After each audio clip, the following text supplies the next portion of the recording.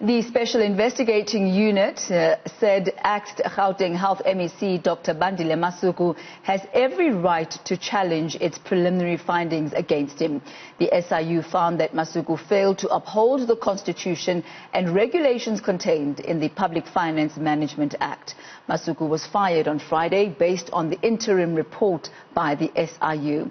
But the former MEC is fighting back, questioning what he calls elementary errors. For more on this, I'm joined by the SIU spokesperson, Kaizer Kganyago.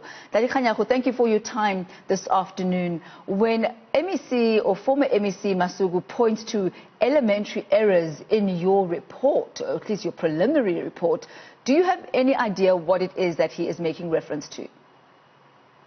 Thank you very much, Thami, and thank you to your viewers.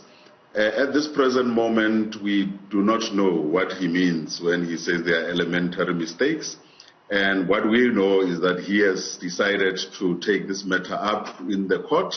And because he's taking up the matter in the court, we will then wait for him to serve us with the papers, and we will be able to then respond to what he will be saying. As far as we are concerned, and I hear people, and you're also saying that this is a preliminary report. What we have given to the Premier's office is a conclusion of a section of what we have done. It's not like there's still something that needs to be done in as far as that which we have given to him. All we said was that we are going to also now deal with the criminal side of things, where we are going to determine whether there was any involvement of anyone, not only the MEC, in relation to corruption about this matter.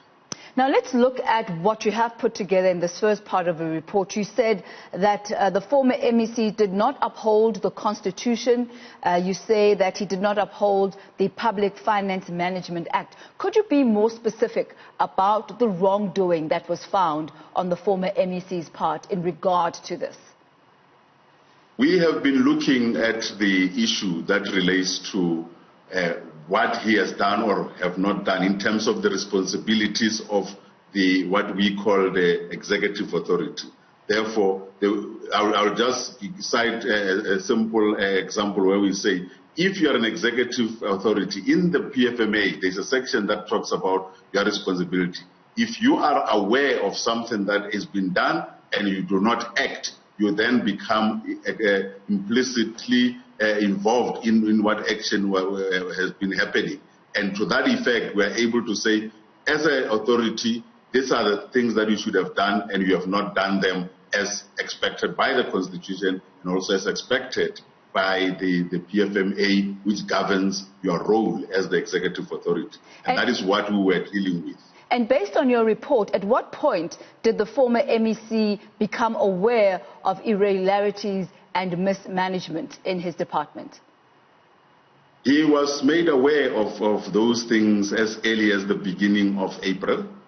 And there's evidence to that effect that we have provided to the Premier to show that he was aware.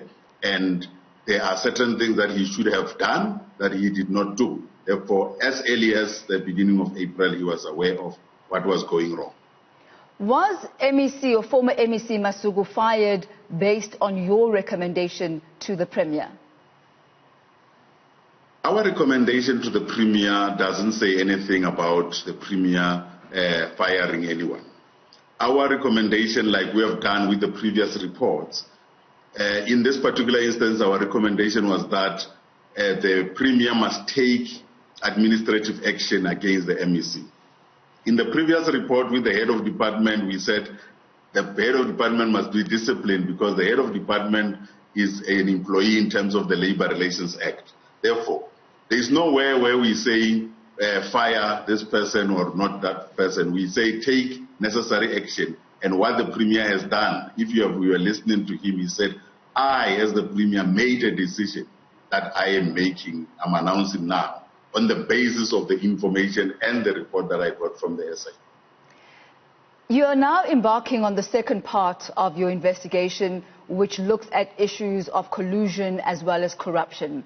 Should the former MEC be found to not be guilty, to not have been involved in any corruption whatsoever, do you believe that that should materially change the outcome of his fate? that I don't think is something that we want to get involved in as the SIU.